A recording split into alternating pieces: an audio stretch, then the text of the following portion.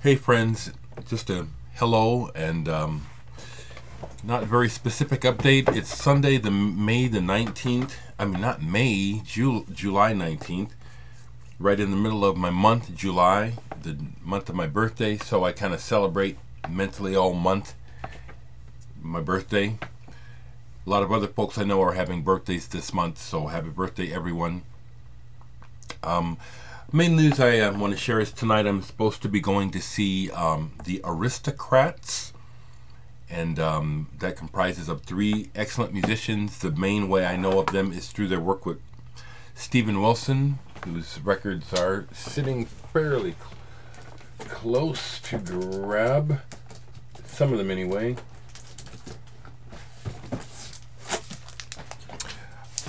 Looking forward to seeing Marco Miniman, the drummer in particular. He's just a fantastic drummer. Guthrie Govan is also an excellent guitarist, as well as Brian, I forget his last name, the bass player. Really looking forward to seeing them play and meeting them. But the main body of work that I have by Marco Miniman and Guthrie Govan rather, is the work that they've done on the Steven Wilson albums. And the latest one, Hand Cannot Erase. Haven't played this in a while. It's a moody album, so I have to be in the mood for this album. It's not one I like to play a lot, but I like this. With that in mind, I'm going to say it again a bunch of times because I wasn't wrong. Mew, Plus Minus, my album of the year. Once again, I'm back to playing it every day because I like it so much. It is the music. It is the sound of Jonas's voice with the way that the music is sculpted that really is the soundtrack of my days right now. So I can't recommend this album enough. I think that some people are put off liking this album because of Jonas's childlike voice and his pretty boy looks, which I may be wrong, but my gut tells me that messes with some people appreciating this band. They're fantastic, okay? That's where I'm at about this. Is like, I won't be shitty because I could get shitty about it. I just think that people need to just open up to this band, Mew. Just some other Steve Wilson albums just to show them. The album where he did all those cover versions. The Raven That Refused to Sing. Guthrie and Marco are on that. Here's the Record Store Day picture disc from it. Those guys aren't on this one, but I have Storm Corrosion by Steven Wilson and Michael Ackerfeld. This is an odd album. I still really have not established a relationship with this music. To keep going, though, I have more Grace for Drowning, Steven Wilson. I love this. I love Steve Hackett, the guitar player from Genesis, is on here. And then this one, Insurgentes. And also Unreleased Electronic Music by Steven Wilson. I like his work. I do. What else came out? Phil Wilson. I was pulling the Wilson, so this Phil Wilson record on Creation is still in my collection. I don't play this. I do collect Creation records. Some Creation records are not very fun to listen to after a while. This is one. Last time I played it just wasn't very good, but I keep it. Special label Creation Records. Another one of the albums that I don't listen to, but it's like I don't sell it. I don't imagine I could sell it, but it's like it's a part of my permanent collection. The Teddy Wilson piano solos. And now that I've said this, I'm going to leave this out and play it. You know, I keep it. You know, and I haven't played it in a long time.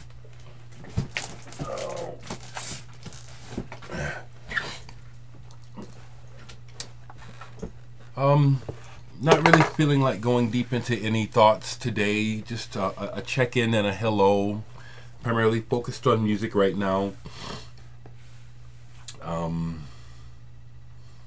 The last video I tried to upload that seemed to have a problem. I tried to give some feedback on the hip-hop, but it really wasn't good feedback, because when I put these on, I got to be in the right mood, because sonically they appeal to me, but the voices, you know, it's like I gotta be ready to focus on the voices. Mostly it's like it kind of annoys me. And along those lines, a lot of this music that I like, you know, the words just really, even though they're very important, they're not what make me listen. So they're not what's important to me personally. It's the sonic picture that pulls me in or not. It has a lot to do with why there's quite a bit of popular music that I'm not even interested in, and why in general I'm not a hip-hop listener. It doesn't matter, but I'm trying to explain, because people do come by every now and then, you know, perplexed why I don't show more hip-hop. I think it also has to do with my age and my general orientation to music, which is musical, not words. One of the things I've lamented over the years is that many times, often when we get to talking about music with people, and someone wants to recommend something, the first thing they'll do is tell you about the words, and it's like, that's not why I'm going to listen to it. I want to know about the music. Matter of fact, I really don't care that the person is saying something in the words. I really don't. I need a picture painted.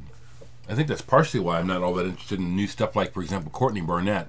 She's blowing up in the indie world, mainly because of her words. You know, her music is you know, we've definitely heard it before, but because she tells her stories well, that catches people's interest, but that's not enough for me. It's got to be the music. Got to be the music. I'll also share that I am reading the book about Kraftwerk and Wolfgang Flür, his book, his journey of being in the band Kraftwerk. Pleased to say that one of the chapters in this book is titled Lincoln, Nebraska, when they played in Lincoln, Nebraska in 1975, and I was at that show. They don't say much about Lincoln except how it became apparent. Yeah, here it is. Worn out speakers and stoned roadies. Autobahn in the wilds. Lincoln, Nebraska, 2nd of May, 1975. I was at that show. I knew I was seeing history too. You know, I had never seen a band like Kraftwerk before. This was when they were doing Autobahn, and had the lights with their names in them. And as I'm reading in the book, they had just built the electronic percussion that they were playing. So I saw some real cool history. And this is a well-written book. It's very personal. It goes into a lot of details. Some details I'm not interested in, but it's obviously important to him to share those parts of his life and being in Kraftwerk. Groupie stories, some of the things that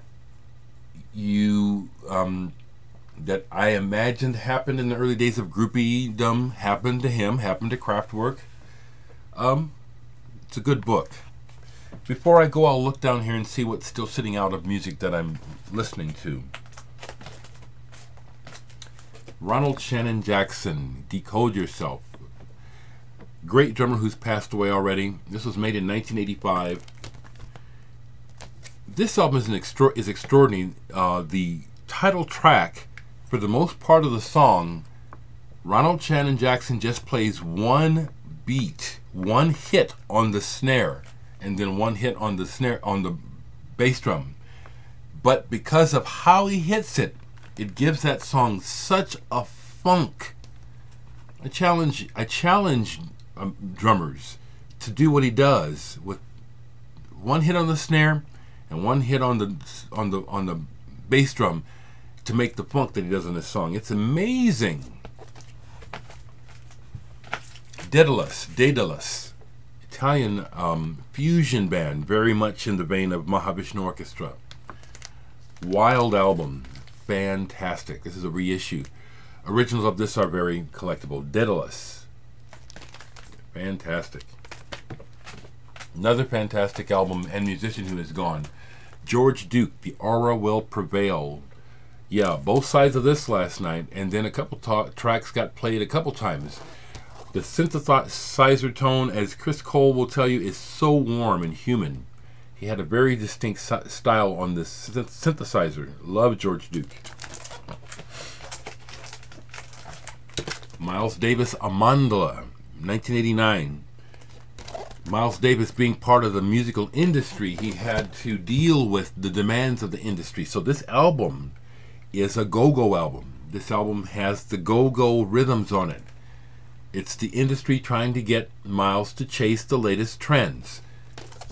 I really like this album because Miles had a heck of a team to work with production-wise. I really like this album a lot. Amandla.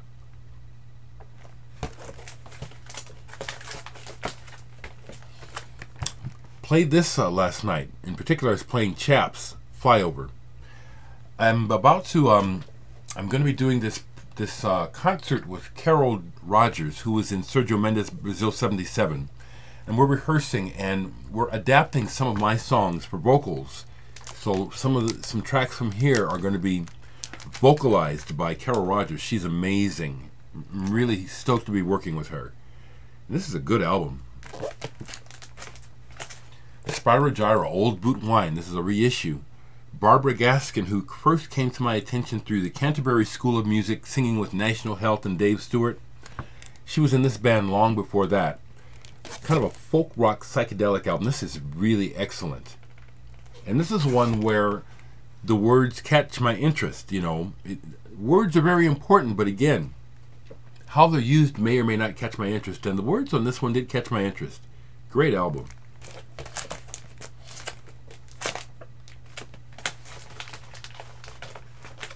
I played this again, Escape. I like the title track to this by Michael Jackson. I like what he's saying. You know, he's trying to say, I'm not digging this. I know what I'm up against. The machine, you're killing me. And they did. They killed him. David, I got this from Tim Guthrie. Won his contest recently. Slow Light. Really like this. He produced, worked with Massive Attack. I forget on which records, but it really shows in his production. Really like this. David. Mini Pop, Sparks in a Dark Room. Fantastic band on Factory Records. Just excellent electro. Just excellent Mini Pops. One of my favorite bands on Factory Records. So, I won't really go on too much longer right now. Excuse me. The climate of the times continues to be rather interesting and challenging. It's hard for me to watch the propaganda because it's not news. It's really hard to find news. Everything is completely slanted, slighted, and propagandized. You know, the stranger things get, the stranger people get. It's interesting how the political parties, instead of pulling it more together, just get loonier. You know, the conservatives are saying any damn thing they want to because, you know, it's all about what they want. It's not about facts. It's not about what's really needed. It's just merely about what they want. And the Democrats are the same as the Republicans. People argue, oh, you wouldn't say that so-and-so is way different from so-and-so. I know that, but what I'm saying is still true. They're the same, from the same rat's nest of motherfuckers, okay? Those people that have information know that, okay? I happen to know that, you know, the Dems and the Republicans are the same. They're the same slimy characters. I don't vote Democrat just to vote Democrat. I try to vote for I try to use a decent vote. In no way any Republican represents black people. None. Or even, there's no way that Republicans represent people. And the Democrats, Hillary Clinton, you know, her shit is just so much stinking out in the open. You know, you have to really want to believe the illusion to think that Hillary still represents people, or that somehow she can come back and try to play an Elizabeth Warren card and make it work, only to fools. Hillary Clinton is just such a dirty politician. And some of the dirt that you see on her on the internet that seems unbelievable is true. I happen to know people that know. Okay?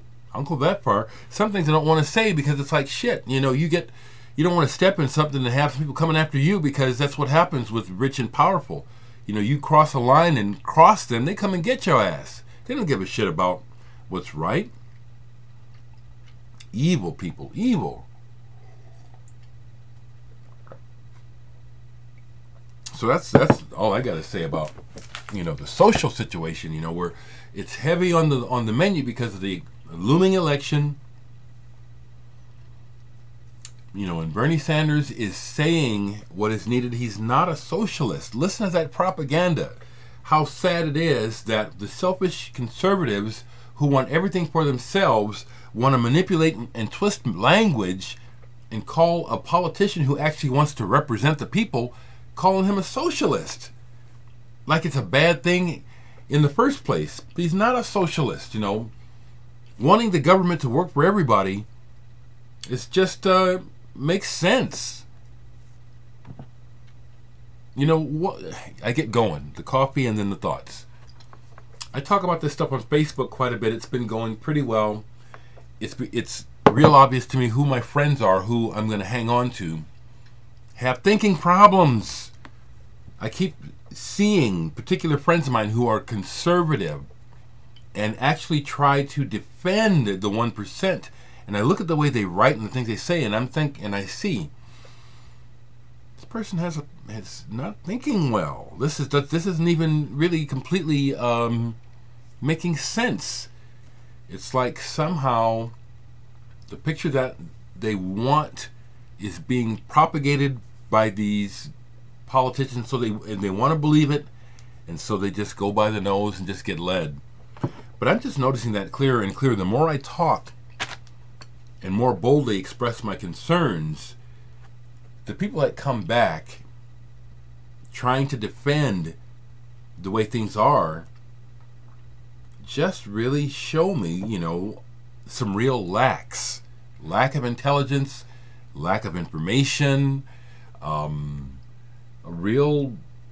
it concerns me. You know, it's like the shutters are blind, the shutters are closed, and I'm not seeing anything. I'm just saying what I want. That's dangerous, and that's what's going on in politics a lot in America and the world today.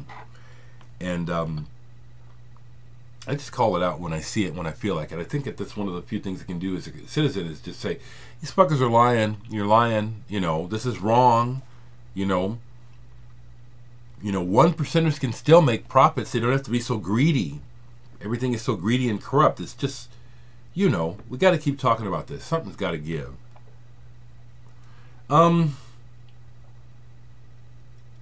I'll have some t-shirts, REF t-shirts, fairly soon. I'll be showing them here, and I'll tell you how to get a hold of them.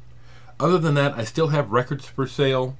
Flyover, Nice, and Murphy. They're all damned good. As good as any record you're going to buy by anyone. Be well, everyone.